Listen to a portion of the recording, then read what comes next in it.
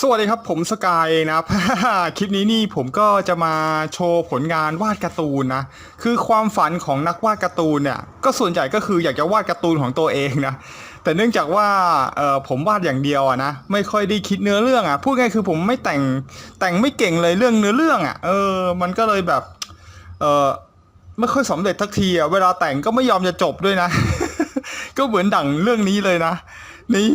แล้วนี่ก็คือการ์ตูนโดจินนะโดจินนี่ไม่ใช่การ์ตูนโป้นะครับ โดจินนี่ก็คือมีความหมายว่าเป็นการ์ตูนที่แบบเอาการ์ตูนชื่อดังมาเรียนแบบวาดในสไตล์ตัวเองที่ตัวเองอยากจะวาดอะนะแล้วก็แบบลองแต่งเรื่องเล่นๆมั่วๆผสมมันอะอันนี้ก็จะเป็นการ์ตูนโดจินดาบพิฆาตอสูรนะที่ผมได้วาดเอาไว้นะแล้วก็แบบ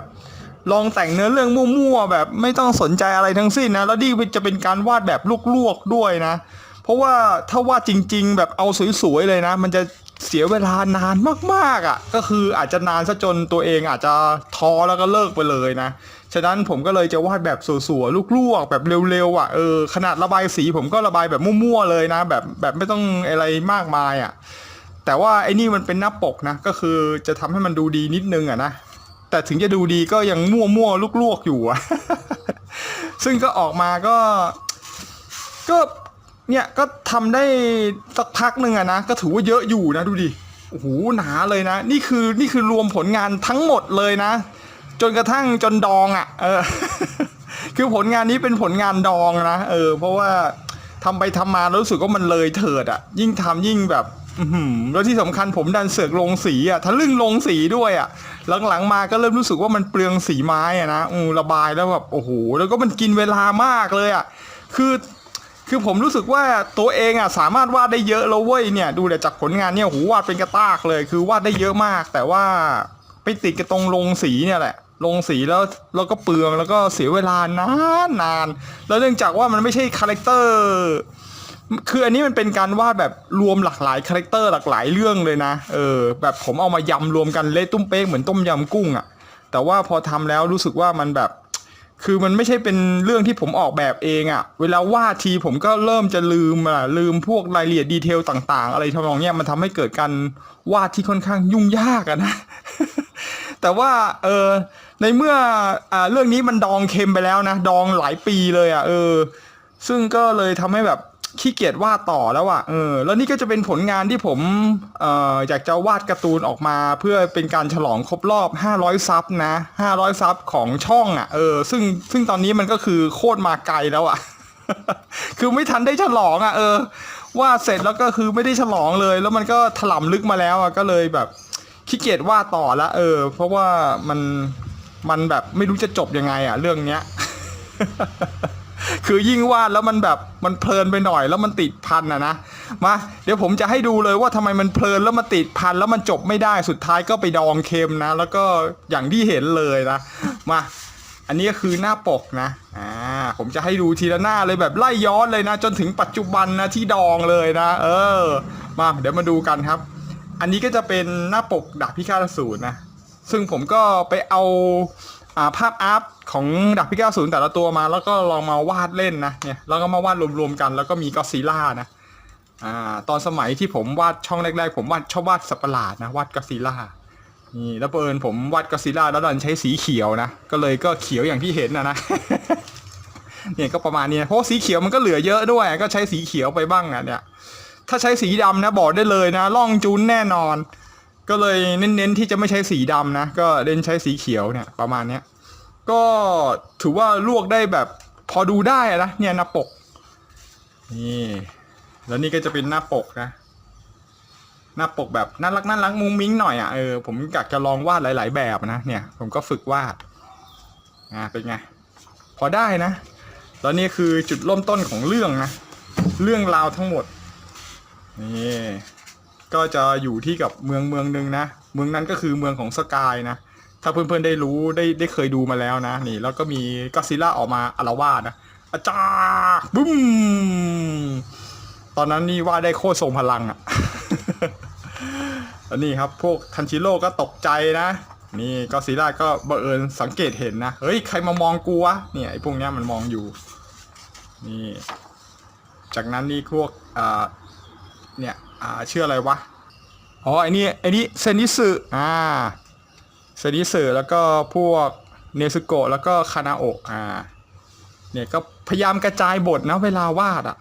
นี่ตอนนี้เซนิสึมันกำลังตกใจนะว่าจะไปสู้ก็อดซิลล่าได้ยังไงวะอะไรเงี้ยแต่ว่าชิโนบุเนี่ยกับแบบอยากลองของอ่ะเดี๋ยวแม่จัดให้ ก็ซัดเลยนะนี่ผมก็พยายามวาดแบบมุมแบบ acting แบบที่เซนิสึมันชอบทำตัวแบบประหลาดๆนะเนี่ยอย่างเงี้ยให้มันเป็นดูเป็นมุกตลกอ่ะนี่ก็อดซิลล่ามันก็เลยแบบเหม็นหน้านะจะมากระทืบสักหน่อยปรากฏว่านี่ครับไมเคิลแจ็คสันอ่ะชื่ออะไรวะมูซันนี่มูซันเบิร์นปรากฏตัวออกมานะครับแล้วก็เลยนี่เนื่องจากว่าคาแรคเตอร์ช่องผมมันเยอะมากนะก็เลยให้มันโดนเหยียบไปเลยนะเร็วๆ นี่จะได้ไปไวๆนะพอเหยียบปุ๊บเสร็จนี่เซนิสึถึงก็ตกใจเลยขนาดมูซันยังโดนทีเดียวเดี้ยงเลยนะแต่ว่าทันจิโร่เป็นพระเอกนะครับก็พร้อมที่จะสู้นี่แล้วก็ลุยเลยครับนี่แล้วก็วาดภาพเป็นภาพลุยทุกคนรวมพลังกันอย่างเท่นี่แล้วเสร็จแล้วดูดิก็อดซิลล่าตัวเบลเลอร์นะ แต่พวกทันจิโร่ตัวเนี่ยแค่นี้นะ ชาตินี้จะสู้ได้ไหมเนี่ยเนี่ยแล้วก็โดนปัดทีเดียวปิวเลยทุกคนหัวโนหัวปูดหมดแต่ว่าชิโนบุนี่ก็สามารถจะแบบสู้ได้อย่างสูสีนะเนี่ยฟึบนี่แต่ปรากฏว่าพอโดนยิงพลังเท่านั้นแหละโอ้โหแทบช็อกก็อดซิลล่ามันสามารถยิงลำแสงได้นะเนี่ยพอชาร์จแล้วก็ยิงป๊าบเสร็จปุ๊บโชคดีนะที่กิยูมาช่วยทันนี่แล้วก็ลุยเองเลยกิยูนี่พุ่งเข้าใส่แบบเป็นแบบถ้าไม่ตายวาลีฟ้าวนี่ส่วนเซนิสึนี่ก็พร้อมเลยนะอันนี้นี่คือผมไม่ได้วาดเป็นแนวอย่างนี้นะ ผมวาดแบบมันยืนท่านี้เลยแล้วก็เหยียบต้นไม้นะไม่รู้เพื่อนๆดูออกป่ะคือแบบมาแนวตั้งอย่างนี้เลยไม่ได้แบบว่าเหยียบพื้นแบบนี้นะแต่ว่านี่เหยียบต้นไม้อย่างนี้เลยนะ เพื่อให้มันแบบว่ามันไม่เหมือนใครหน่อยแล้วเนี่ยผมลืมวาดปอกดาบนะอยู่ดีๆแม่งก็เอามือมาจับปลายดาบแหลมๆอย่างนี้เลยนี่แล้วก็ควันพุ่งออกผมว่ามันเท่นะเนี่ยเนี่ยฟุ่มแล้วก็พุ่งทะยานเป็นสายฟ้าเลยแป๊บเนี่ยวิ่งเข้าไปจะไปฟันก็อดซิลล่าให้มันขาด2ท่อนนะนี่แล้วมันก็ไปปะทะกันระหว่างท่าสายฟ้ากับท่าวาลีพัวเป็นตัว X เลยนี่แล้วออกมาแบบผมจะให้ออกมาดูเท่ๆเลยอย่างเงี้ยก็โอเคนะเท่อยู่นี่แล้วก็อดซิลล่าแบบมันไม่ยอมแพ้เว้ยมันก็ปล่อยไฟพูบกิยูแม่งแบบโดนเต็มๆเลยอาจารย์นี่ส่วนเซนิสึกำลังหลับตาเท่ๆก็หลบได้ทันนะนี่แล้วก็ชิงต่อเลยปั๊บนี่เข้ามาจะฟันคอเลยเนี่ยโคตรโหดบทนี้ตอนนี้เซนิสึเหมือนกำลังจะเท่นะแต่สุดท้ายก็โดนปัดไปที ร้องจากสลบเหมือดอันนี้ตอนวาดผมก็วาดแล้วสนุกดีนะให้มันมีบทแบบเนี้ยมันขำดีแบบเหมือนจะเท่ๆนะสุดท้ายก็เดี้ยงนี่ส่วนกิยูนี่ก็แบบรอดมาได้นะหลังจากที่โดนยิงลำแสงเนี่ยก็เกือบตายเหมือนกันชินบุก็เลยมาดูอาการกิยูก็เลยมาวางแผนนะครับนี่วางแผนกับทันจิโร่แล้วก็ลุยพร้อมๆกันปุ๊บนี่ทั้งชินบุแล้วก็คานาเอะใช่ป่ะคานาโอะนี่สู้พร้อมกันเลยปั๊บแต่เอาจริงๆนะมันจะไปสู้ก็อดซิลล่าได้ไงวะตัวแม่งใหญ่กว่าเยอะเลยอันนี้ก็เหมือนกับไม้จิ้มฟันไปแทงๆนะ นี่แต่ว่าไม่ได้คิดถึงเรื่องนี้เลยเว้ยนี่ดูทันจิโร่นี่จับท่านี้เลยนะอันนี้คือท่าไม่ตายของอะไรนะไดแดนเวทมนต์ไดตะลุยแดนเวทมนต์จริงๆผมชอบดราก้อนเควสนะไดเนี่ยมันชอบทำท่านี้อวานสตาร์ทนี่ผมก็เลยให้ทันจิโร่มาลองจับดาบแบบอวานสตาร์ทบ้างนะเป็นไงนี่แล้วก็สตาร์ทขึ้นมาเลยฟาบแล้วก็กัดฟันกอดไฟขึ้นโหผมว่ามันเท่นะเว้ยเนี่ยท่านี้เนี่ยรอชาร์จอยู่ส่วนพวกชินบุก็แบบเนี่ยชินบุคานาโอะก็ช่วยกันถ่วงเวลานะเนี่ยก็อดซิลล่ามันก็เลยแบบอะไรว่ามายุ่งอะไรกับกูเนี่ยมันกำลังคาญนะเหมือนยุงกัด ปึ๊บแล้วก็เลยจัดการเลยชินบุก็เลยพลาดท่านี่แล้วก็เอาหางฟาดคานาโอะซะเบี้ยงจากเลยนี่ส่วนกิยูก็เลยรีบเข้าพุ่งใส่เลยนะน้ำกระจายโอ้โหดูดีเทลเป็นไงดูดีเทลน้ำสาดนี่วาดอย่างมั่วนะครับ แล้วดูสีไม้เห็นไหมผมสัวเลยนะเนี่ยขี้เกียจระบายเต็มแก่แล้วอ่ะมันเยอะจัดอ่ะเนี่ยแล้วก็เป็นการปะทะกันนี่ผมระหว่างก็อดซิลล่าแล้วก็มังกรน้ำอาจารย์ดูเดี๋ยวมังกรน้ำ ดูดีเทลมัน มาดูตอนนี้ก็ยังขำนะนี่ดูมังกรน้ำตัว ยิงกับไส้เดือนตอนนี้ทันจิโร่ก็ตกใจนะนี่แต่ปรากฏว่าชินบุนี่มาซัดได้อะเหลือจะเชื่อครับป้าบเข้าไปทีก็อดซิลล่าที่แทบจะแบบกรีดร้องเลยนี่แล้วก็ตามด้วยคานาโอะนะที่เหมือนจะเสียหลักแต่ก็มาช่วยฟันตานะแถวตาปลาบขึ้นมามันทำให้กิยูนี่มีโอกาสนี่พอกิยูมีโอกาสรีบซัดเลยก็ตามไปด้วยทันจิโร่นะนี่กำลังจะใช้อวานสตั๊ดนะปึ๊บกระทืบที่ขาพุ่งเข้าไปแล้วป้าบมันก็เลยเป็นท่าประสานนะนี่ท่าคอมโบคู่เลยดูโอระหว่างกิยูกับทันจิโร่ป้าบเข้าไปอาจารย์นี่แล้วเป็นเปลวไฟอัคคีหัวบอกเลยโหโคตรเท่ดูดิแม่ดูดิภาพนี้นี่ผมวาดแบบให้มันเท่ให้มันเฟี้ยวเลยนะไม่รู้ว่ามุมมองดูแล้วเป็นไงแต่ผมว่ามันใช้ได้นะเป็นตัว X พอดีเลยเนี่ยอะชัวนี่ผมจงใจทำให้เป็นตัว X เลยนะอะจ้าเสร็จกิยูก็ทะลวงซ้ำนะครับแฟบกอดซิลล่าก็ไม่ทันตั้งตัวนี่ดูเดี๋ยวโหโคตรโหดท้องทะลุเลยเลือดพุ่งอะเจี๊ยก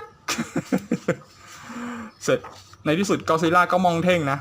ต้องรีบไปนะเพราะว่าตัวละครมันเยอะนะผมก็เลยต้องรีบให้มันตายเลยไวมันก็เลยตายเลยจากตูมนี่กิยูก็ยืนเท่แบบเก็บดาบเท่ๆนะนี่ป้ามเราเห็นป่ะแสงไฮไลท์กระจายเลยนะเพราะว่าขี้เกียจระบายนะจะได้ประหยัดสีด้วยมันก็เลยเป็นแบบนี้นะครับ ตูมแต่ดูออกมาดูดีนะเนี่ยใช้ได้ดูเดี๋ยวมุมโคตรเท่พอระเบิดปุ๊บผมก็เล่นมุกหน่อยนะให้เซนที่สึมันกระเด็นเนี่ยปิวว่อนเลยเนี่ยเป็นมุก ลอยแล้วเลี้ยวปีแล้วล่องเนี่ยมีกระโหลกขึ้นแล้วสุดท้ายปรากฏว่าเห็นไหมครับไอตอนนั้นนี่ผมวาดตามคาแรคเตอร์ที่ผมสอนวาดเลยนะตอนนั้นผมกำลังบ้าวาดไอพวกไคจูพวกสัตว์ประหลาดอะตอนนั้นคิงคองก็มานี่มีคิงคองกับเมกากอดซิลล่านี่ปึ๊บมา2ตัวตกใจกันใหญ่ครับเอ้ยเกิดบ้าอะไรขึ้นเนี่ยปรากฏว่าแม่งนี่ครับคิงคองกับเมกากอดซิลล่านี่คิงคองก็จะแบบตัวแบบออกน้ำตาลนะอย่างนี้เลยอาจจะตัวไม่ดำนะเพราะว่าผมไม่กล้าใช้สีดำนะมันเปลืองมากเลยนะผมก็เลยต้องใช้สีอื่นแทนเนี่ยนี่เซนนิสึก็เลยตกใจหัวปูด เฮ้ยตัวเดียวยังจะอ้วกขนาดนี้มี2ตัวจะขนาดไหนคือที่สำคัญผมก็ยังคิดไม่ออกเลยว่าจะให้2ตัวนี้สู้ยังไงด้วยซ้ำนะเพราะว่าโอ้โหขนาดตัวหนึ่งผมยังจบแทบไม่ลงเลยพอมาอีก2ตัวนี้ผมรู้สึกว่าจะให้มันเดี้ยงให้มันจบยังไงดีอ่ะเนี่ยยังคิดไม่ออกเหมือนกันนะก็เลยไหลตามน้ำนะนี่แบบที่เซนที่สื่อบอกเลยเจี๊ยกตัวเดียวกูก็จะตายโหงอยู่แล้ว มาอีก2ตัวกูจะวาดแบบไหนวะเนี่ย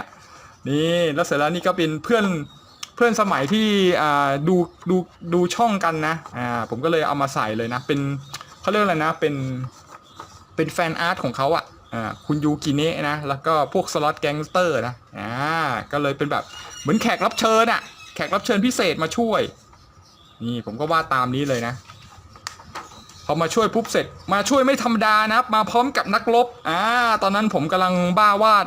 อะไรนะมหาศึกคนชนเทพอยู่นะนี่ก็มีลิโป้ออกมาเลยพร้อมกับม้าเซ็กเทาโอ้ยไงล่ะโอ้โหดูดิ ลิโป้ควบม้ามาโคตรโหดเสร็จแล้วดูหน้าครับหน้าอย่างโหดเนี่ยเฮ้ยตอนที่วาดไอ้ลิโป้นี่ถือว่าโคตรมันนะอารมณ์เหมือนรู้สึกผมเหมือนอยู่ใน3ก๊กเลยนี่ขี่ม้าตวัดหอกอาจารย์ป๋ามาแล้วโว้ยเนี่ยแบบเถื่อนเลยตายซะแต่ไม่รู้มาทำไมเพื่อมาสู้กับกอดซิลล่านะ อยู่ดีๆมาเป็นพวกฝั่งพระเอกนะเนี่ยทำให้ตายเลยจัดไปดูเดี๋ยวโหหน้ายังเถื่อนมาถึงก็รีบฟันไอ้เมกากอดซิลล่าแขนหลุดไปข้างเลยเพราะ ราะว่าจะให้รีบมันจบเร็วๆนะเพราะว่าผมเริ่มจะเลยเถิดแล้วนี่แล้วเสร็จแล้วก็เลยรีบมาอีกคนเลยนะไหนๆก็มี2ตัวแล้วก็เลยมาโผล่มา2คนเลยคือเทพเจ้าทอนี่ดูดิถือค้อนเบลเลอร์มาเป็นไงตอนนั้นวาดว่าโคตรเท่เลยนะเนี่ยนี่แล้วก็ทอก็เลยหวดค้อนปู อันนี้ผมตั้งใจจะทุบขามันนะไม่ได้ทุบไข่นะ แต่วาดออกมาแล้วที่ไม่พอเหมือนมันเอาค้อนทุบไข่คองเลยอะ ร้องชากเลยดูดิ เฮ้ยนี่ผมให้มันทุบขานะไม่ได้ทุบไข่นะมีหลายคนอาจจะเข้าใจผิดนี่แล้วคองก็แล้วก็เทพทอก็เต็มจะฟาดอีกซ้ำหนึ่งนี่พัวนี่ดูดิป๊าบซัดเข้าไปตรงปลายคางเลยแล้วก็ปิวเลยครับคองขนาดคองตัวเบลเลอร์นะยังปิวเลยคิดดูเนี่ยสมแล้วเป็นพลังเทพโคตรโหดเนี่ยผมโคตรชอบเลยพวกบ้าพลังแบบเนี้ยเนี่ยแต่ปรากฏว่าคองนี่มันคือแค่เจ็บคางมันนิดนึงทำให้มันโมโหนี่แล้วคองผมนี่คือแบบคล้ายๆเหมือนเป็นชาวไซย่านะสามารถปล่อยพลังชาร์จพลังคลื่นเต่าได้ดูมันทำท่า ส่วนเมกาคาซิล่าก็เต็มยิงแสงแฟบนี่ลิปโป้มันไม่รู้ไงมันไม่เคยดูว่าเฮ้ยมันยิงพลังได้เหรอวะเนี่ยเทพทอก็ไม่รู้ดูดิคองมันชาร์จแบบปั๊บกำลังจะยิงขึ้นเต่าสถานฟ้าแล้วตูมเนี่ยสุดท้ายนี่คองมันยิงได้เว้ย ป้าเป็นพลังคลื่นเต่าโคตรโหดนี่เวลาระบายสีก็ระบายแบบไฮไลท์เต็มเลยนะจะได้ประหยัดสีไปดูก็อดซิลล่าเมกาก็อดซิลล่าขี้เกียจลงดีเทลนะเลยเป็นอย่างนี้เลย กิ๊กป้าบนี่ลิโป้โดนเข้าไปดูดิ แบบบทแบบคิดไม่ออกแล้วจะยังไงก็เลยให้มันตายไปซะก็เลยปิวเลยอาจารย์โอ้มทั้งลิปโป้ทั้งม้าทั้งเทพทอตายหมดเลยครับเนี่ยปั๊มหูระเบิดอย่างโหดนี่พวกทันจิโร่ก็เลยพวกแขกรับเชิญแล้วก็ทันจิโร่ก็ปิวกันไปหมดเลยครับปึ้มกลายเป็นหลุมอุกกาบาตเลย นี่เห็นไหมแทบจะเรียกว่าหมดหวังเลยที่จะสู้นะเนี่ยทุกคนก็แบบโอ้โหจะสู้ได้ไงเนี่ยก็เลยติดต่อหาพระเอกนะพระเอกนั่นก็คือตัวสกายเองเนี่ยแหละ จริงๆผมกะจะให้ตัวเองมามีบทแล้วก็รีบจบแล้วก็ปิดเกมอะนะนี่แล้วช่วงเวลานั้นก็พอดีเลยนะไรเดอร์รีไวซ์มันออกมาฉลองครบรอบ50 ปีหรือเปล่าหรืออะไรสักอย่างเนี่ยมันก็จะเป็นเลข50แต่พอดีผมจะเป็น500ซับไงมันก็เลยเขียน500นะ 500ซับเนี่ยกำลังจะฉลองครบรอบ500ซับตอนนั้นยังไม่ถึง500นะเนี่ยตอนนั้นยังไม่ถึงนะก็เหมือนแบบให้เซนรู้สึกว่าโอ้ยแล้วมันจะครบเหรอวะตั้ง500แน่เพราะตอนนั้นมันก็ขึ้นยากนะกว่าจะครบ500ผมก็คิดว่ามีเวลาวาดนะแต่ที่ไหนได้เพราะว่าเสร็จยังไม่ทันอะไรเลยมันพุ่งพรวดมันระบบมันพุ่งพรวดคนติดตามมันพุ่งแบบพุ่งรัวมากเลยช่วงนั้นเผลอแป๊บเดียวแม่งทะลุไป10,000มันก็เลยทำให้วาดไม่ทันนะแล้วนี่ก็จะเป็นเซตที่2นะที่ไม่เคยเปิดเผยที่ใดนะนี่ตอนนั้นนี่โครงการวาดมาเลยนะจะเป็นการปะทะกันระหว่างมหาศึกคนจนเทพปะทะกับดักกันบอลนะโอ้โหตอนนั้นผมวาดดักกันบอลแล้วก็มหาศึกคนจนเทพนะแบบโอ้โหตอนนั้นได้ไอเดียคือคิดว่ามันจะได้ชนกันรับรองแม่งมันโคตรเนี่ยแล้วตอนนั้นก็มีเนี่ยไคจูเป็นไอ้นี่ด้วยเป็นมังกร3 หัวของก็อดซิลล่าเรียกว่าอะไรนะคิโดล่าอะไรจำไม่ได้ละเนี่ยแต่ปรากฏว่าดีเทลขี้เกียจว่านะมันก็เลยเป็นอย่างเงี้ย นี่แล้วบทเด่นนี่ผมจะให้มีเนซึโกะนะนี่ใส่ชุดแบบนักล่าอสูรเลยนะตอนนั้นคิดอย่างนั้นนะแล้วก็นี่ก็จะกลายมีพวกดราก้อนบอลมีโบโรลี่มีเบจิต้าร่างซูเปอร์ไซย่าบูปะทะกับเหล่าทวยเทพมีบุดด้านะพระพุทธเจ้าเข้ามาซัดด้วยนะมาอยู่ฝั่งตัวร้ายแล้วตอนหลังกะจะให้กลับใจนะแล้วนี่ก็คือเป็นหน้าปกนี่คือไอเดียคิดคร่าวๆนะแต่ว่าสุดท้ายก็มาดูกันเลยดีครับจะรู้ว่ามันดองยังไง นี่มันก็เริ่มมาเลยนะต่อจากคราวที่แล้วนะว่าคือแบบยิงพลังไปแล้วโล่งแล้วตายกันหมดเนี่ยเซนดิสึก็บ่นว่าโอ้โหยังไม่ถึง500ซับอีกเหรอเพกยังไม่มาเพกหมายถึงก็ตัวสกายนะยังไม่โผล่มานี่อันนี้ก็ได้กลิ่นเน่าๆนะทันจิโร่มันมีจมูกที่แบบรับรู้ว่าปีศาจมันอยู่ตรงไหนนะเนี่ย แล้วปรากฏว่าคนที่มาก็เป็นในนี่ครับฟึบอาคาสะนั่นเองนี่เป็นไงล่ะแกอาคาสะสังเกตเห็นนะภาคนี้นี่คือระบายสีจะเริ่มรั่วขึ้นนะคือแทบจะเรียกว่าระบายน้อยลงแล้วก็มั่วนะเพราะว่ามันเปลืองแล้วก็ใช้เวลานานนะ แล้วก็เลยผมก็เลยลดคุณภาพลงนะดูดิสังเกตสีเริ่มระบายไม่ทั่วแล้วนะคือแบบให้มันขาวๆละเพราะว่าขี้เกียจระบายแล้วนะมันเหนื่อยเนี่ยเพราะว่ามันวาดเยอะดูดิท่ามาถึงผมก็ต้องคิดบทแอคชั่นครับท่าฟาดใส่นี่โอ้โหป้าบที่คอของเซนิสึปื้บกระเด็นเลยครับแป้วแล้วก็พุ่งเข้าใส่ปรากฏว่ากิยูกำลังตั้งรับแล้วชินโบะกำลังเข้าไปช่วยกิยูเนี่ยมันซัดหมดเลยนะอาคาสะนี่แล้วก็เกิดการปะทะกันอย่างรุนแรงนี่ป้าฟูบโอ้โหดูดิสู้กันแบบนัวเนียเลยแขกรับเชิญยังไม่กล้าเข้านะแต่ปรากฏว่านี่ตัวร้ายก็โผล่มาอีกนะครับนี่ตรงนี้ขาเห็นแม่งๆนะถ้าได้ไปดูตามช่องผมที่ผมสอนแรกๆนี่จะรู้เลยนะเพราะผมกำลังเอาตัวละครที่ผมสอนวาดทั้งหมดเนี่ยมายำรวมกันนะตอนนั้นยังวาดได้นิดเดียวอยู่เลยนะก็เลยเอามายำรวมกันให้หมดนี่แขกรับเชิญผมก็ตกใจวะที่ไหนได้นี่ครับก็เป็นตอนนั้นที่ผมวาดนะคือตัวตลกอะโจ๊กเกอร์กับเกอิชานี่มันเป็นพวกปีศาจนะจากเรื่องอะไรวะ Identity วะ Identify 4อะไรสักอย่างเนี่ยผมจำไม่ได้แล้วเนี่ยเป็นตัวละครจากในเกมนะก็เลยเอามาใส่เนี่ยแล้วก็เจอแล้วก็เนี่ยไอตัวเกอิชามันก็สามารถแปลงร่างเป็นปีศาจนี้ได้พอแปลงปุ๊บเสร็จจะมาทำร้ายแขกรับเชิญของผมนะแต่ว่าปรากฏว่าแขกรับเชิญผมมันไม่ธรรมดานะครับพลังมันเยอะ ป้าบทีเดียวปิวเลยครับตู้มนี้คือเดี้ยงเลยนะทีเดียว โจ๊กเกอร์ก็เลยตกใจตัวตลกเนี่ยเอียกเลยเฮ้ยทำไมมันแรงเยอะอย่างนี้วะนี่แล้วเสร็จแล้วตัวสกายเองก็โผล่มาครับมีโผล่มาแต่ขานะทุกคนดีใจเฮ้ยตัวอะไรวะอะไรเงี้ยแล้วสุดท้ายแขกรับเชิญผมนี่ก็เอาเข็มขัดไรเดอร์รีไวซ์คว้างให้แต่คว้างพลาดไปโดนหัวผมแทนนะป้าล่วงเลยก็ให้เป็นมุกกันนะนี่แล้วนี่ตัวสกายตอนนั้นนะที่ออกแบบเป็นนกพิราบอัศวินคือผมออกแบบไปเล่นกับไอ้พวกน้องสล็อตนะตอนนั้นผมออกแบบเนี้ยตัวขาวๆเนี้ยเนี่ยแล้วก็ใส่เข็มขัดไรเดอร์รีไวซ์เพื่อจะแปลงร่างแล้วนี่ก็คือจุดไคลแม็กซ์เลยคุณยูกิเนะก็เลยโยนในนี่มาตาประทับไดโนเสาร์นะเล็กซ์นี่ให้นี่ถ้าใครดูไรเดอร์รีไวซ์ที่เป็นตัวไดโนเสาร์เนี่ยก็จะเป็นอย่างเงี้ยแล้วก็เป็นตาประทับแล้วก็เป่าลมหายใจปู้เข้าไปแล้วก็ปั๊มที่เข็มขัดปึ๊บเสร็จแล้วก็ไอตัวหนึ่งในแก๊งสล็อตก็กลายเป็นวิญญาณนะครับ เหมือนกับเจ้าไว้ปีศาจไว้ในเรื่องไรเดอร์รีไวซ์เพื่อจะมารวมร่างครับนี่แล้วผมก็แอคท่าเลยนะเหมือนกันเปียบเลยเฮนชินนะแปลงร่างปึ้มดูดิแฟบแบบรวมร่างแล้วระเบิดตูมนี่กลายเป็นไรเดอร์รีไวซ์เนี่ยทุกคนรู้จักไหมเนี่ยดีไซน์แบบไดโนเสาร์ทีเล็กนะนี่ไรเดอร์รีไวซ์ปรากฏโฉมแล้วเพื่อฉลองครบรอบ500ซับในช่องนะนี่ดูดิสีก็ระบายแบบสวยๆนะแต่ก็ออกมาดูดีพอตัวนะนี่ไอ้นี่ก็กลายเป็นแบบเป็นไวท์แทนนะไอตัวสล็อต เสร็จแล้วไอตัวโจ๊กเกอร์นี่ก็จะกลายเป็นเหยื่อนะ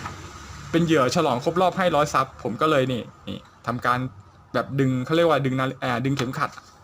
มันก็จะแบบปุ้มทำท่าไรเดอร์คิกนี่กระโดดสวนดับเบิลไรเดอร์คิกแน่ตรงขาก็จะเป็น500ไอ้นี่ก็จะเป็น500ซับไรเดอร์คิกอะจ้วเข้าไปโดนเต็มเหนียวเลยป๊าบเข้าให้ปูแล้วก็ระเบิดที่2 1บูมนี่เรียบร้อยฉลอง500ซับเนี่ยตอนนั้นกะให้เป็นอย่างนี้เลยนะแต่นี่กลายเป็นงานดองไปแล้วนะครับ ดูผมวาดดิโคตรเถื่อนนี่วาดอย่างมั่วเลยส่วนทางด้านของ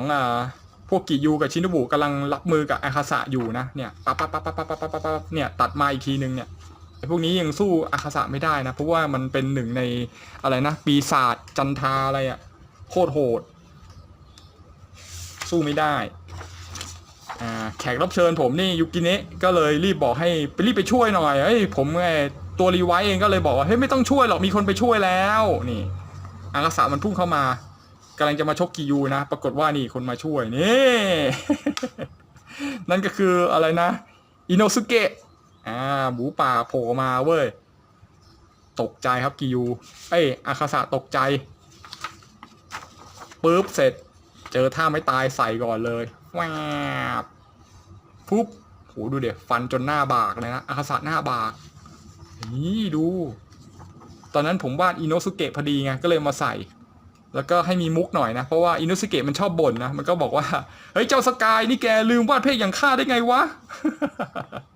พอดีคุณแมวดำที่เป็นเพื่อนผมในออนไลน์ดีนะเขาชอบตัวนี้มากนะผมก็เลยมาใส่นะเนี่ย เป็นมุกนิดนึง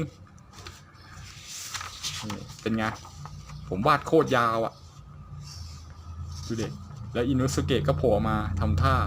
กำลังจะลุยคนเดียวเว้ยไม่สนใจเว้ยจะลุยเดี่ยวก็ลุยเลยพวบนี่อาคาสะก็เตรียมรับมือนะครับแดกนี่ซะอาจารย์นี่เป็นท่าสับหมูบัดช่อท่าหมูแดดเดียว แต่ปรากฏว่าอาคาสะนี่คือไม่สะท้านเลยนะแล้วก็ปล่อยบัดไปกระซัดเดาตกเลยปั๊บปั๊บปั๊บปั๊บรัวๆหัวจนโดนหน้าหมูป่าอิโนสุเกะเลยปิวอาจารย์ดูดิแล้วก็วิ่งเข้าไปจะชกปุ๊บปรากฏว่ามีดาบอะไรไม่รู้ปริศนามาฟันที่มืออาคาสะเลยเฮ้ยซาด ปรากฏว่านี่มาแล้วครับรุ่นพี่ครับลูกพี่ชื่ออะไรวะในสุดลูกพี่เรนโกคุก็โผล่ปรากฏกายออกมานะครับนี่ก็มาเป็นคู่ปรับกับอาคาสะเหมือนกับในเนื้อเรื่องเลยนะนี่เรนโกคุก็มาครับซึ่งถึงแม้ยอดตัวจะตายในฉบับออริจินอลนะแต่ช่องผมมันเพิ่งจะเริ่มครับ ก็เลยออกมารับมือเลยนะนี่เรนโกคุก็จะไปสู้กับอาคาสะนะส่วนตัวสกายที่แปลงร่างเป็นไรเดอร์รีไวท์นี่ก็จะไปจัดการกับเจ้าพวกก็อดซิลล่าพวกไคจูนะนี่แขกรับเชิญก็บอกโคตรเท่จังเลยแต่ปรากฏว่าแขกรับเชิญกำลังจะเจอตัวโหดตัวหนึ่งครับนั่นก็คือนี่ครับมาแล้ว โคคุชิโบนี่แบบเถื่อนอะนี่เดี๋ยวระบายสียังเถื่อนเลยนะเนี่ยระบายแบบต้องเว้นไฮไลท์ขาวเยอะๆนะเพราะว่ามันเปลืองสีดำมาก แต่ออกมาก็ดูดีเถื่อนๆแบบสีเฟี้ยวหน่อยนะดูดิโอ้โหผมว่าภาพนี้มันเท่จริงๆนะเนี่ยโคคุชิโบแต่ปรากฏว่านี่ผมก็มีสาวเซ็กซี่นะ2 คนนี่ทีมสาวเซ็กซี่มีคาซุมิจังนะกับตัวสาวคาร์บอยผมค่อนข้างชอบดีไซน์นะเพราะว่ามันเซ็กซี่จัดอ่ะ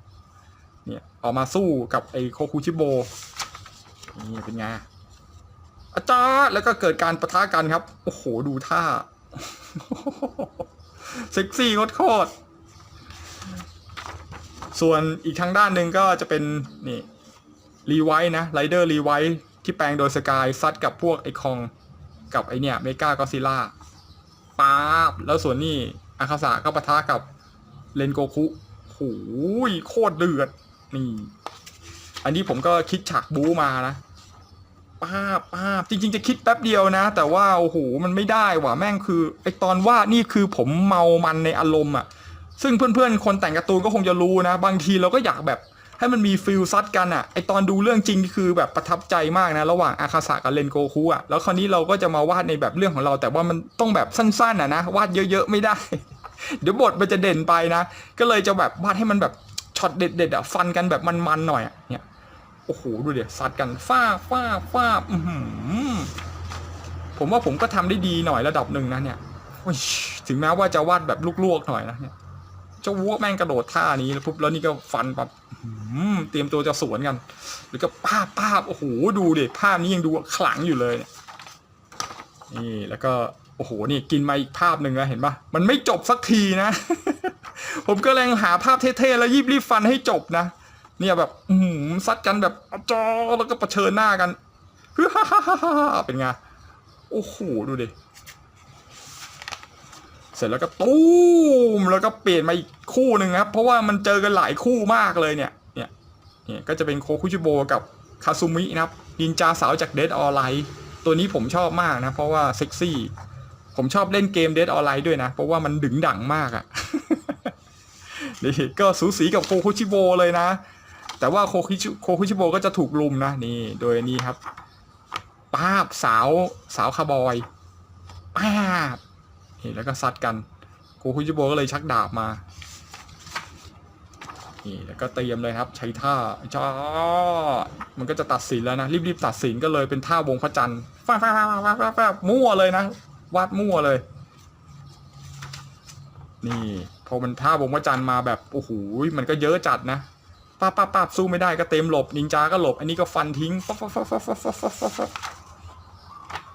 เนี่ยฟันรัวเลยปานจันทาต่อเนื่องป้าแบบกระจายเลยดูเด็โอ้โหสู้ไม่ได้ครับกำลังป้องกันกันอย่างเต็มเหนียวนี่อันนี้ก็ฟันแบบเหนื่อยแล้วเริ่มไม่ไหวแล้วปุ๊บกระเด็นจ้าสู้ไม่ได้แล้วนี่แล้วก็เลยมาเล่นคาซูมิฝึกคาซูมิก็เลยเตะสวนพอดีได้บทนิดนึงนะเพราะว่าผมชอบว่าสาวเซ็กซี่อ่ะ มันก็เลยแบบเนี่ยมันก็เลยหลวมตัววาดไปเยอะอ่ะคือไปเสียเวลากับไอ้พวกแบบเนี้ยเยอะมากเลยคือมันเป็นฉากที่แบบผมเองประทับใจนะมันก็เลยแบบอย่างเงี้ยเนี่ยโอ้โหกระเด็นออกมาแบบเห็นกกน.โอ้เซ็กซี่ภาพนี้ก็สวยนี่แล้วคุชิโบเตรียมท่าจะฟันอีกครั้งปรากฏว่าแปลบมีลำแสงพุ่งทะยานมาหน้าเกือบโดนครับหลบได้ฉิวเฉียดแล้วนี่ครับนี่ก็เริ่มดองแล้วนะที่เห็นไม่ระบายสีนี่คือเริ่มดองแล้วนะเพราะว่าผมวาดเสร็จแล้วตัดเส้นเสร็จแล้วค่อยมาลงสีทีหลังนะไอ้ที่ไม่ลงสีนี่คือผมเริ่มดองแล้วคือเริ่มขี้เกียจระบายแล้วอันนี้ผมก็เป็นช่วงที่ตัดเส้นเนี่ยมันจะมีลำแสงแฟบมาแล้วโคคุชิโบก็กระโดดหลบปุ๊บปรากฏนี่ครับสองสาวนี่ที่ผมวาดไปนะนั่นก็คือจากเรื่อง Fate Stay Night นะอาร์เธอร์นั่นเองครับนี่แบบเป็นสองร่างเลยนะร่างลินลิกับร่างแบบร่างปกติอ่ะเนี่ยแบบคือดีเทลมันอ่ะผมว่าผมวาดลำบากมากเลยอ่ะเพราะว่าผมบางทีก็วาดแล้วก็ลืมดีเทลนะเนี่ยดีเทลก็เลยมั่วๆเงี้ยเกาะผมก็เลยมั่วดาบก็เลยมั่วไปเลยเอาแบบพอดูคล้ายๆอ่ะนี่คือการวาดแบบสายลวกกันนะ นี่เป็นไงโคคุชิโบก็เลยยืนบอกหูยแม่งกำลังจะมาลุมกูเลยเนี่ยสองคนปรากฏว่าผมขี้เกียจวาดสองคนนะก็เลยแบบให้มันแบบว่าเหมือนกับอยู่ดีมาฟิวชั่นกันเลยเอาแบบมารวมร่างกันอ่ะโคคุชิโบก็เลยตกใจแล้วก็ตุ้มกลายเป็นนี่เลยครับเป็นร่างมานะของเซเบอร์โคตรเท่ครับเขาเรียกว่าเป็นอะไรนะ alternative saber อ่ะเนี่ยตัวสีดำนะเนี่ยแต่ว่าผมไม่กล้าระบายสีดำแล้วตอนนั้นคือสีดำแม่งไม่มีใช้แล้วอะเนี่ย ก็เลยไม่ได้ระบายเนี่ยประมาณเนี้ยเนี่ยให้ดูเลยนะว่าผมวาดทะยานมาไกลนะนี่แขกรับเชิญก็โผล่มาแบบโอ้โหโคตรเท่นี่แล้วก็ปิดหน้านะนี่เซเบอร์นี่ก็จะมีแบบปุ๊บปิดหน้าแล้วก็เต็มจะซัดกับโคคุชิโบเลยนะโคคุชิโบรู้สึกเหมือนกับว่ากำลังจะเสนอเงื่อนไขนะเพราะว่าเซเบอร์ตัวนี้มันมีพลังมารนะแต่ว่าเซเบอร์นี้คือมาเพื่อจบโคคุชิโบนะก็เลยซัดเลยครับไม่สนใจคำเชื้อเชิญของโคคุชิโบนี่แล้วตัดมาอีกด้านหนึ่งนะครับก็จะเป็นอาคาสะกับเรนโกคุก็แบบจะพูดว่าซัดกันนะว่าเคยสู้กันไปแล้วอะไรเงี้ยทำไมไม่ตายสักทีวะก็เพราะว่าผมวาดมาอีกรอบนึงมันก็เลยไม่ตายนะก็เลยมาซัดกันต่อ ทุกคนก็เลยแบบประทับใจนะเนี่ยแล้วก็ซัดกันโอ้โหดูเด็ดมันไม่ยอมจบสักทีนะเพราะว่าผมประทับใจกับคู่นี้เวลามันสู้กันนะตอนนั้นได้ดูมันมากเลยนะเนี่ยแล้วผมก็มาเข้ามาเลยเข้ามาซัดกันจ้าปุ้งเข้าไปตูมดูดิปั๊บตกใจเลยครับอาคาซะเกิดอะไรขึ้นเนี่ยเห็นไหมเตรียมตัวจะฟันดาบอีกรอบนะไม่ดูออกกันหรือเปล่านะเพราะไม่ได้ลงสีเนี่ยอาคาซะร้องเจี๊ยกเลยครับนี่แล้วสุดท้ายเรนโกคุก็ชนะนะครับออริจินอลแพ้นะแต่ว่าในการ์ตูนผมชนะเว้ยนี่ทุกคนก็เลยดีใจนี่ดูดิยืนเท่ครับเก็บดาบอย่างเท่เสร็จอันนี้ก็จะเป็นการต่อสู้นะเปี้ยงนี่เริ่มจะเป็นลายดินสอแล้วนะเพราะว่ายังไม่ได้ตัดเส้นละมันเริ่มถึงการลวกของผมละ อันนี้ก็จะเป็นเซเบอร์นะด้านหลังเซเบอร์ เนี่ยเซเบอร์ถือดาบปึ้มกำลังสู้กับโคคุชิโบเนี่ยเห็นไหมครับอันนี้ก็จะเป็นโคคุชิโบแบบที่โดนฟันซะจนเสื้อแทบไม่เหลือแล้วนะขาดวิ่งไปหมดแล้วมันก็กลายร่างอาจารย์นี่คือเป็นภาพหน้านะอาจจะมองไม่ค่อยเห็นนะเพราะเป็นลายดินสอแล้ว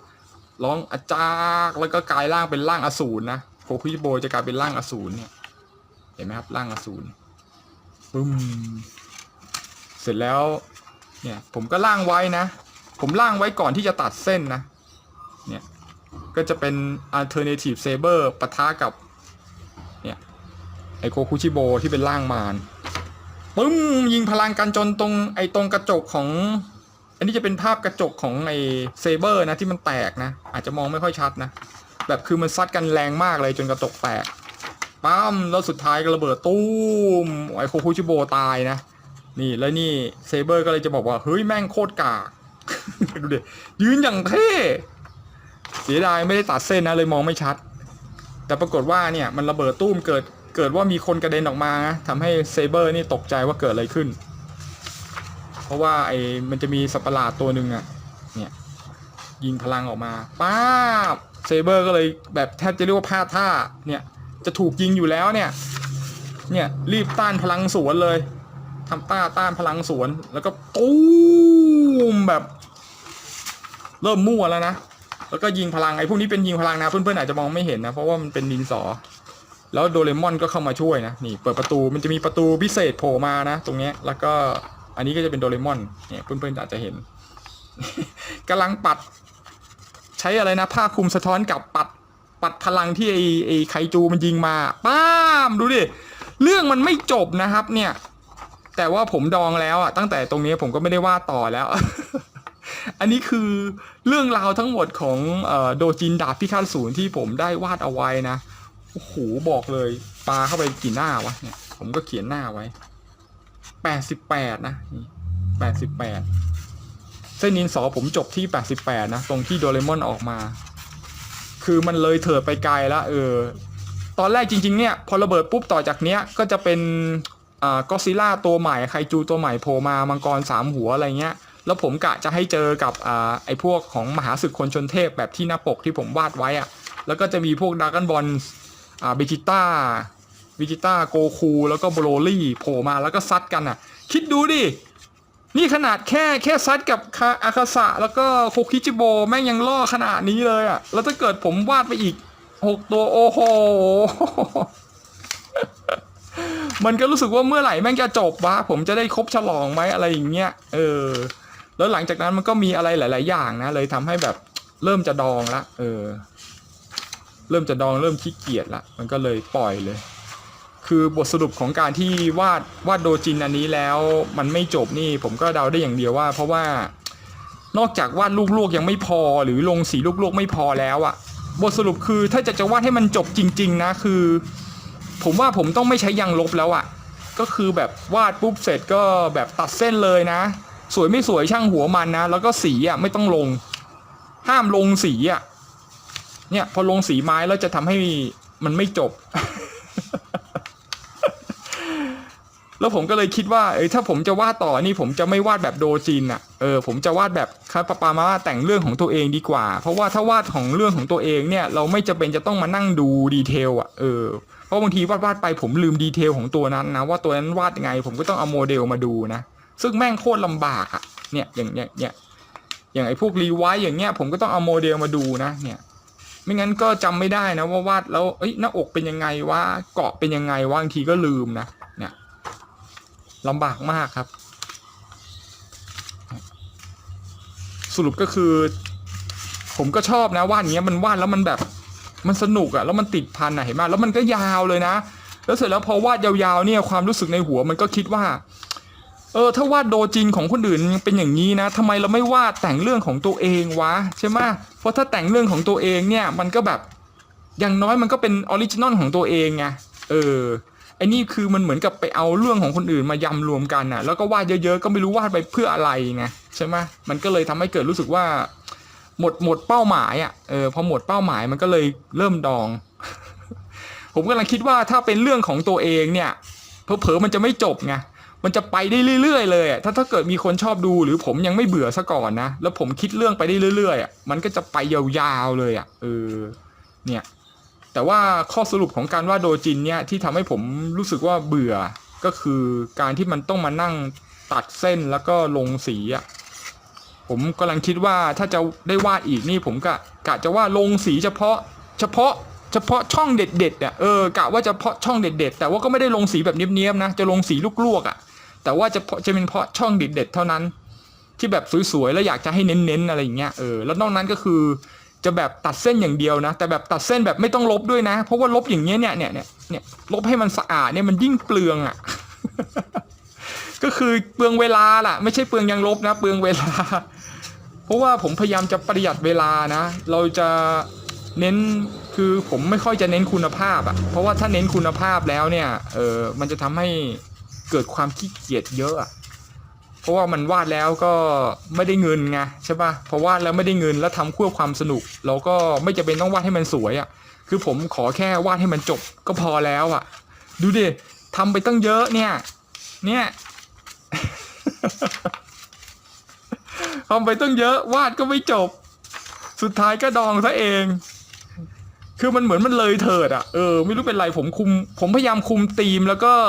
ไปให้มันแบบสั้นที่สุดแล้วนะแต่พอมันตอนวาดจริงๆอ่ะมันมีหลายแบบอ่ะแบบอยู่ดีๆบอกเฮ้ยมันต้องมีฉากอย่างนี้มันต้องอย่างงู้นมันต้องอย่างนี้แล้วพอมันวาดแล้วมันเพลินอ่ะไม่รู้เพื่อนๆจะเข้าใจว่ามันเพลินอ่ะแล้วมันเพลินแล้วมันหยุดไม่อยู่อ่ะจากที่จะวาดไว้กะว่าวาดแค่2 แผ่นนะทำไปทำมาแม่งกลายเป็น10 แผ่นซึ่งผมก็ต้องมาลดอ่ะซึ่งก็ต้องวาดแบบช็อตดีๆอย่างเดียวแล้วก็รีบๆจบนี่ขนาดรีบๆจบแล้วนะมันยังไปไม่ถึงไอ้ช็อตที่ผมจะต้องสู้กับดราก้อนบอลสู้กับมหาศึกคนจนเทพเลยเนี่ยกะจะให้ไม่ถึงนะแต่ว่าเนื่องจากว่าเวลาก็มีน้อยนะแล้วก็เริ่มชักจะดองแล้วช่องมันก็เลย500 ซับไปไกลแล้วอ่ะมันก็เลยจบบริบูรณ์แบบนี้เลยครับ จบแบบดองเค็มมาเดี๋ยวดูให้ดูอีกรอบนึงโอ้โหตอนนั้นผมคิดบทได้โคตรมันเลยนะแต่ปรากฏว่าไม่สามารถที่จะวาดออกมาให้เพื่อนๆได้ดูได้ไหนวะคือเนี่ยโอ้โหดูดิตอนนั้นคือกำลังบ้าเลยอ่ะคือวิญญาณบ้าวาดการ์ตูนมันสิงสถิตเลยเนี่ยเตรียมตัวซัดกันนี่ถ้าเป็นเรื่องของตัวเองนะเผลอๆมันอาจจะแบบไปยาวกว่านี้นะเนี่ยจากการที่วาดมายาวๆเงี้ยมันทำให้รู้สึกว่าฝีมือตัวเองเนี่ยมันแบบมันระห่ำมากเลยกลับมาดูอีกทีนี่กูก็คิดว่ากูวาดไปได้ยังไงวะอะไรอย่างเงี้ย ถึงแม้ว่าจะเป็นแบบวาดเรียนแบบคาแรคเตอร์ของคนวาดคนอื่นนะแล้วมารวมกันนะแต่ว่าโอ้โหวาดไปด้วยไม่พอยังเสือกทะลึ่งลงสีอีกเนี่ยคือทำไปได้ก็ถือว่าทำไปได้เยอะพอตัวนะมันก็โอเคนะแต่คราวต่อไปนี่ผมจะไม่ลงสีอย่างนี้ละมันทำให้งานมันช้าแล้วก็ไปไม่ได้ถึงฝั่งฝันนะคือเราไม่จำเป็นจะต้องวาดให้มันดีอ่ะแต่มันก็จะเผลอไม่ได้นะคือเราอยากให้มันงานของเรามันสวยไงใช่ไหมนี่ขนาดผมลดโทนแล้วเพื่อวาดลวกนี่คือลวกแล้วนะนี่ผมลวกแบบสุดตีนแล้วอ่ะแบบลวกให้มันดูออกว่าเป็นตัวอะไรก็พอแล้วอ่ะเนี่ยก็เลยคิดว่าบางทีเราก็ไม่ควรใช้ยางลบนะเนี่ยผมกำลังคิดว่าเวลาอันไหนไม่จำเป็นนี่ผมไม่อยากจะไปยุ่งเลยอ่ะอย่างเช่นตอนตัดเส้นอ่ะตอนตัดเส้นนี่ผมก็คือจะตัดแล้วก็จบเลยนะแล้วก็ไม่ต้องลบไอ้เส้นดินสออะไรทิ้งอ่ะช่างหัวมันแล้วก็ไม่ต้องลงสีลงเฉพาะไอ้ที่อยากลงก็พอแล้วที่แบบต้องการเน้นอ่ะมันน่าจะทำให้ผมนี่สามารถวาดได้เยอะนะหรือไม่ก็นี่คือกระดาษ A4 นะผมอาจจะแบ่งครึ่งอ่ะแล้วก็วาดตัวเล็กลงอ่ะเพื่อให้ประหยัดกระดาษแล้วก็วาดได้เร็วขึ้นอ่ะ ตัวเล็กอาจจะทำให้วาดได้เร็วขึ้นอะไรนี่ผมกำลังคิดอยู่นะถ้าจะวาดอีกต่อไปเนี่ยจะเป็นวาดแบบเป็นเรื่องของตัวเองอ่ะคือผมฝันอยากจะวาดการ์ตูนของตัวเองอ่ะคือเป็นความฝันที่อยากจะทำให้ได้นะเดี๋ยวดูดิว่าผมจะทำได้ไหมนะคือพยายามจะทำอยู่นะซึ่งผมกำลังก็คิดเรื่องอยู่ มาอันนี้ก็จะเป็นผลงานโดจินที่ผมวาดล่าสุดเลยนะแล้วก็เป็นงานดองอ่ะซึ่งก็อาจจะไม่ได้วาดต่อแล้วแหละเพราะว่าขี้เกียจแล้วเนี่ยก็จะประมาณนี้นะเอาให้ดูแบบจบๆนะว่ามันงานไปถึงไหนอ่ะก็ถึงแค่นี้แหละฮะ เดี๋ยวก็มาดูผลงานชิ้นต่อไปดีกว่าผมยังสามารถทำให้มันได้ประมาณอย่างนี้หรือเปล่านะหรือจะออกมาเป็นยังไงจริงๆผมก็ตื่นเต้นนะชอบมากเลยกับการที่วาดแบบนี้มันสนุกอ่ะแต่มันข้อเสียของมันอย่างเดียวคือมันต้องใช้เวลาเนี่ยดิมันใช้เวลานานอ่ะค่อนข้างนานไปหน่อยผมกำลังจะหาวิธีที่ทำไว้วาดแล้วสั้นๆก็ไม่อยากได้ใช้ AI ช่วยนะเพราะหลังๆนี่คือ AI มันก็แบบแหมมันก็จำกัดนะถ้าใช้ฟรีอ่ะ โอเคก็ประมาณนี้ครับสำหรับโดจินดาบพิฆาตอสูรถ้าชื่นชอบก็กดไลค์ผมสักกระจึกหนึ่งนะอย่าลืม สวัสดีครับ เพื่อนๆน้องๆตอนนี้สามารถสนับสนุนช่องวาดการ์ตูนประหยัดสีไม้ได้นะครับเมื่อสีไม้หมดเมื่อไหร่ก็จะได้มีเติมใหม่ทันทีกดสมัครได้เลย